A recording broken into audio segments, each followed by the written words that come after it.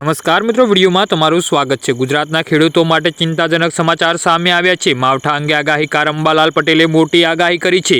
આગામી 24 કલાકમાં મેઘરાજા સૌરાષ્ટ્ર અને કચ્છમાં કહેર વર્તાવશે। આ માવઠું ખેડૂતોને મહામૂલ પાકનો સર્વનાશ કરી શકે છે। જી હા મિત્રો, અત્યારે હાલ મોટા સમાચાર સામે આવી રહ્યા છે। સાયક્લોનિક સર્ક્યુલેશન રાજસ્થાનમાં સક્રિય થતા ઉત્તરીય પર્વતોમાં માવઠું થશે। રાજસ્થાનમાં પણ વરસાદની આગાહી કરાઈ છે। હવામાન વિભાગ પણ સૌરાષ્ટ્ર અને કચ્છમાં ગાજવીજ સાથે કમોસમી વરસાદની આગાહી કરી છે। જ્યાં માવઠું થવાની શક્યતા છે તે જિલ્લામાં ઠંડીનો અનુભવ થશે। 25 ડિસેમ્બરથી ગુજરાતમાં આકરી ઠંડી પડશે તેવી પણ આગાહી અંબાલાલ પટેલે કરી છે। ભર શિયાળે દ્વારકા અને કચ્છમાં કમોસમી વરસાદથી ખેડૂતો ચિંતિત બન્યા છે। ત્યારે ગુજરાતમાં હવામાન શાસ્ત્રી અને આગાહીકાર અંબાલાલ પટેલે આગામી 24 કલાક માટે માવઠાની આગાહી આપી છે। જી હા મિત્રો, અત્યારે હાલ મોટા સમાચાર સામે આવી રહ્યા છે।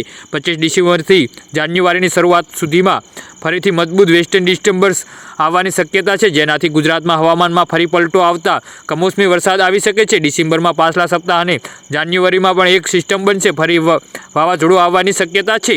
જી હા મિત્રો, તો આના વિશે તમારું શું કહેવું છે તો નીચે અમારી કોમેન્ટ બોક્સમાં જરૂરથી જણાવજો। વિડીયો પૂરો જોવા બદલ ખૂબ ખૂબ આભાર।